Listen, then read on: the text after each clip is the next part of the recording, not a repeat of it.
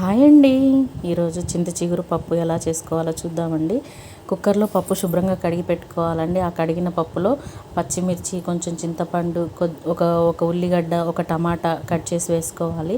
తర్వాత మన రుచికి సరిపడా కారం, కొంచెం పసుపు, మన టేస్ట్కి తగినంత సాల్ట్, అలాగే చింత చిగురు కూడా వేసుకొని కుక్కర్ మూత పెట్టేసి ఒక 4 విజిల్స్ వచ్చిందాకా ఉంచండి. 4 విజిల్స్ అయితే మెత్తగా ఉడికిపోతుంది అనమాట. మనం పప్పుతో కూడా వేంపనవసరం లేదు, అది మంచి కుక్ అవుతుంది. అలా కుక్ అయిన దాన్ని పక్కన పెట్టేసి ఇప్పుడు ఒక కళాయి తీసుకొని దాంట్లో కొంచెం ఆయిల్ వేసుకొని మనం ఏదైతే ఈ పప్పు కదండి, పప్పులోకి చల్లమిరపకాయలు అప్పడాలు చాలా బాగుంటాయి అన్నమాట. అందుకే అవి కూడా వేపుతున్నాను. 2 చల్లమిరపకాయలను 2 అప్పడాలు ఉన్నాయి కదా, అవి కూడా మంచిగా వేపేసుకొని ఆ మిగిలిన ఆయిల్లో కొంచెం జీలకర్ర, ఆవాలు, పచ్చెనపప్పు వేసుకొని ఎండుమిర్చి ఒక 4, ఎల్లిపాయ ఒకటి దంచి వేయండి. తర్వాత కొంచెం ఇంగువ వేయండి. ఇంగువ వేస్తే చాలా మంచిదండి, మంచిగా డైజెషన్ అవుతుంది. పప్పు తింటే చాలామంది గ్యాస్ పడుతుంది అంటారు కదా, ఇంగువ వల్ల ఆ గ్యాస్ అనేది పట్టదు. ఇంకా హెల్త్కి కూడా చాలా మంచిది అనమాట.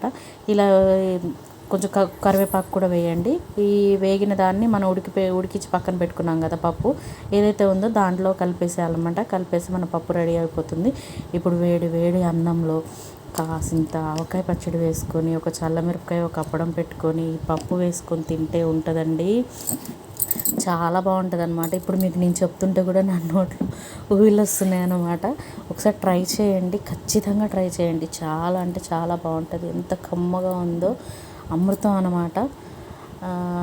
ఇంకా లైక్ చేయండి, కామెంట్ చేయండి, షేర్ చేయండి, ఖచ్చితంగా సపోర్ట్ చేయండి. ఇంకా ఏమైనా వీడియోస్ కావాలని అంటే కామెంట్ చేయండి. Bye bye.